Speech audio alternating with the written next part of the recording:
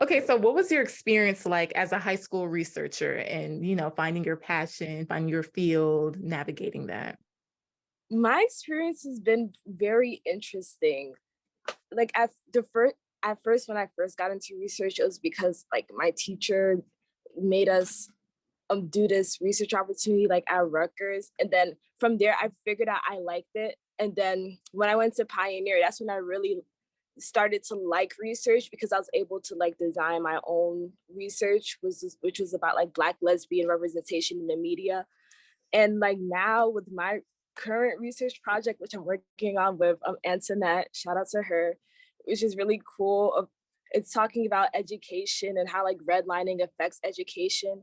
And I think it's been really cool like navigating that and showcasing like my experiences onto paper, which I think is really important because I remember like one day I was just like at the library and I was just reading this book about like education in Newark, and it was written by a white woman, and like the title was Ghetto Schooling. And I'm like, if somebody was from Newark who would write this, they wouldn't like put such, it was a good book, but they wouldn't put like such a title to describe how the state of education in Newark, New Jersey. So this is why I think like, especially it's important for you to be represented in your own research and not to let other people write your own narrative.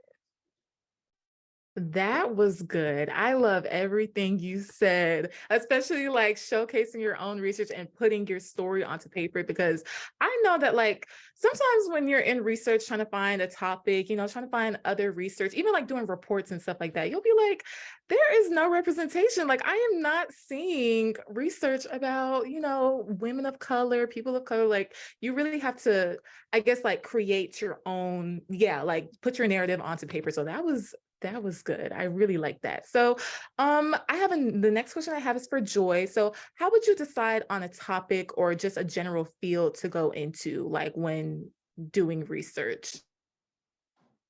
Yeah, that's a good question. I think that it's really like I love that word curious and curiosity, right? It's really about the things you're curious about. So if there's like a question you have that you're like, huh, that's interesting. I want to know more about that. I think jotting those down and then seeing who's talking about that already, right? And and not just like who are like the people who are on like the social media outlets that are talking about it. You can start there, but also like what are the organizations that are talking about it? Who's publishing articles about it? And if you're a current student and it's a topic and you're at a school, talk to professors who are doing that work, even if you're not in their class. I mean, the benefit of being a student, a university student, and even a high school student. As a high school student, you have youth to your advantage. So people love helping, like talking to young people, like literally, like they love, like, oh, you're interested in this? Yeah, like let me show you how. So like definitely leverage that. And as a college student, you have like the benefit of whatever institution you're at. And so even if you aren't in a research assistant position, look for a class that will give you experience. Like look at the syllabus. If for those of you all who are in high school, college courses come with us and you don't know what a syllabus is. A syllabus is like, it's basically an outline of everything you're going to do in that course. And so if you look at the syllabus, look for syllabi that give you the opportunity to explore your own research interests. And a lot of times, a lot of professors do that. And so use the course as your opportunity to build out your research study and to get that one-on-one support. So I would say start out with just what are you curious about? What do you want to know more about? Looking into who's already talking about it. And like Michelle said, like if you're like, oh, wait, why are they telling this story? Or they didn't think about this. Then you have like, oh, these are gaps in the literature. These are gaps in the research. And I want to add to that gap and then use the resources that are in your community and at your institution, reach out to professors and people doing the work. I love that you brought the word curiosity into it and just finding that general question of like, what do I want to know about? What am I interested in? So those are really great, great, great tips for finding a topic and deciding what you want to study. So my next question is for Amanda. So what advice would you give students applying for Pioneer?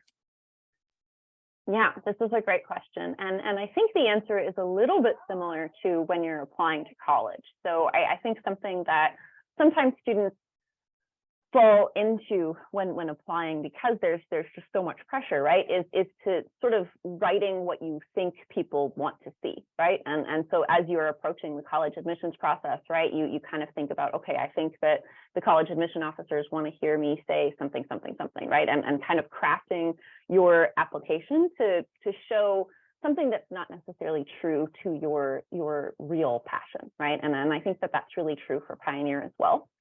So my advice really would be, first, you can explore the Pioneer Research Journal. So this is a research journal that we publish every year. Usually it's the top 3% of papers. So it's a very competitive journal. I recommend reading this because it will help you think about what you're interested in, right? And so you can look at this and read these articles and really think about, wow, like which articles do I want to read more about, right? What am I curious about? What when I read this article, do additional questions pop up for me, right? Or if you're, I know for me, if I read a physics article, I just get kind of bored, right? It's just not my passion. So you need to kind of evaluate what you're really interested in, right? And my advice would be to take those essays really seriously and to really think about what drives you, right? So, why are you interested in sociology? Not kind of sharing a definition of sociology and why it's important in the world, but what are some questions in sociology that you find fascinating, right? Maybe you were exploring Scholars of Pioneer on Instagram or reading the journal and you read this article in sociology and it was fascinating to you because it brought up all these questions, right? And you wanted to learn more. What are those questions, right? What is that additional information that you want to learn more about? That's what we want to see in your essays, right? So we really want to get to know you as a person, right? What are you really passionate about? What are some preliminary ideas you have, right, about what you want to learn more about? You don't need to have a fully fleshed out proposal, but we want to see that you've thought about this and have some ideas. And I would recommend that even if you're in university already and thinking about approaching professors to work with them, it doesn't hurt to go in and say, hey, I saw your research online. I see that you're working on this, this, and this. Have you thought about this, right? I have this other question that I'm interested in, right? You will for sure impress them, right? They will be like, wow, this girl is prepared, right? She's coming, they're coming to me with this idea. They've not only looked me up, but they've really thought about some other questions, right? So really demonstrating your own passion and your own curiosity, I would say is probably the most important. Thank you so much for those tips. They were definitely very applicable and helpful, especially like finding your passion. Like I know I was looking at the Instagram and the journals and I found articles like there was one about criminology and like the fear behind scary movies. So it's like really interesting. You can really choose whatever you want to research. So I definitely recommend Pioneer and all of the tips, even if you're in college, like using those tips, it's definitely going to be beneficial. So I'm going to open up the floor for any of our girls who want to ask any questions about Pioneer, research in general, anything. Hi, my name is Wanu. Hi, Joy. My question is along the same lines as Janae's in the chat. I was going to ask if there have been any specific hurdles that are specific to maybe perhaps being a Black woman that you might have faced while doing research and how you overcame those hurdles. And that can go to either Joy, Michelle, or Jada. Yeah, I can start. And then I think Jada and Michelle, if you all want to add in, I would say that, yes, I think that there are, even doing research at a predominantly white institution, there are hurdles. There are, I think that one comes with that question that Amina asked about funding. I think it's an important question. It helps when you start out as a high school student and you are just accessing the research through a professor, that is helpful. But when you do want to design your own studies and you want to, let's say, travel and get things to do research, finding funding for people who care about the same things that you may care about can be challenging. I would say too, for me personally, I love to write. You all know I'm like a writer. However, there is a specific kind of academic writing that you have to do. And so I think that also trying to still be authentic to me and my voice, and also write in a way that resonates with a wider audience. And I think that that is something that I always try to balance. And that comes with asking people for feedback and accepting the feedback that you think is useful, but then also being strong enough to push back and to not accept things that are that aren't true to your or the your identity. I think that intersectionality is something that people are starting to talk more about. However, when you think about research, a lot of research is just so surface level. It doesn't get into particularly research around like the experiences of women of color. It doesn't always get into the intersectionality of our identity. But that also is a space, right? So there is opportunity to dig into those things. But I think that for me, I think the ways that I try to deal with the challenges are a lot of the things that we try to instill in you all in the internship. So like having that confidence and knowing that, you belong there and knowing that your voice matters. And I think having practices like really good self-care practices, and also like sustaining mental health practices in terms of meditating, because you do get just a lot coming at you, being in those spaces that you have to deal with on a daily basis, and having a good circle and a good mentor. So a big reason that we built this community early for you all is that you know what it means to reach out and to get help. And that's another thing that has sustained me through those challenges, is just being able to lean on a lot of people, but particularly other women of color who have done it and have walked the path before me. And that kind of mentorship has been really helpful for me. So yeah, let me stop because I could talk about challenges for a long time, and see if Michelle and Jada have something to add.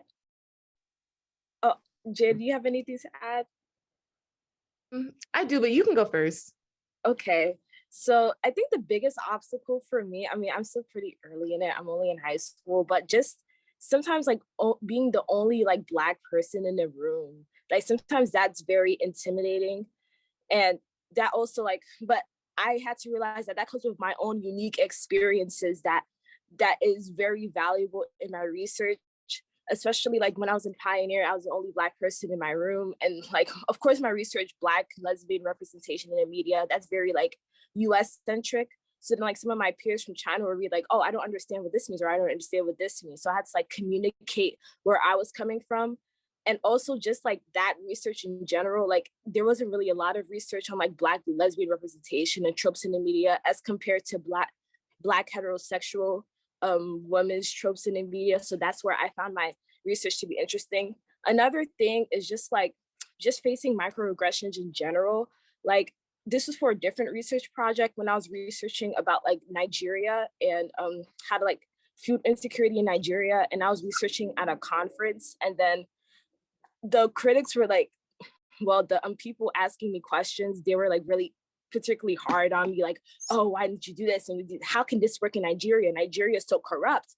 Meanwhile, like some of my peers who were white men had like solutions about like Brazil, which included like bringing garbage into like just unsustainable practices for people who are indigenous to like those communities. There's one, for example, like leaving garbage and having porta potties just permanently in favelas in Brazil. And coming from like my experience, my background, I'm like, that's not very sustainable. That's not for those communities. So how can you suggest that? And how can a critic praise that? So I think those experiences taught me that like my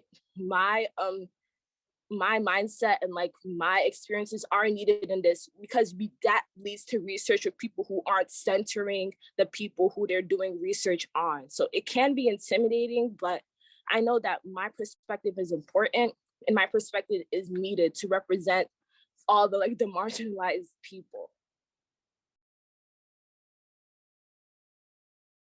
So I completely understand what you're saying. Like, it was definitely really hard to find like different articles based on my topic. Like before I even started delving in and like collecting, you know, like researching, just when I got my topic, I did the multiple identities of second generation West African immigrant women. I know it's a long title, but it was very specific to me because I am a second generation West African immigrant woman. So it was like very specific, and like looking at it, like I could barely find topics or articles on the identities of African women, West African women, just Black women in general. Like it wasn't really talked about because we belong to so many different communities. Like we're American, we're women, we're in the Black community. Like it just, like there were no articles about it. So it was really hard to find like articles relating to my topic. So that was a challenge, and definitely formatting, because it's different than like your high school, like basic research paper on a topic. Like there are specific things you have to do, like the abstract, and then going into like, it's just so much, it's a different type of academic language basically. And there's like certain things that you need to have in your paper, because I did psychology, the psychology of immigration. So there are different things I needed to have in my paper, like analysis and research methods. So but yeah, overall my professor definitely helped me. Like you learn a lot in the journey, and like you can do it. Like I had to realize like I can do this. Like this is not something that I can't overcome. Like I want to give the research field, the psychology field, my own perspective. So I'm going to do it. So each one of you guys can definitely do it. Well, thank you all for joining us today. It's been a wonderful conversation. Amanda, thank you for joining us. Michelle, thank you for being on the panel. I am so proud of both of you all, like just your experiences. Jada, you did a wonderful job moderating. But I hope that you all apply and that you lean on the support in our community, whether it is to apply to Pioneer or for other research opportunities. So y'all have a wonderful evening. And we will talk soon. Bye. Thank you, everyone. Have a great night.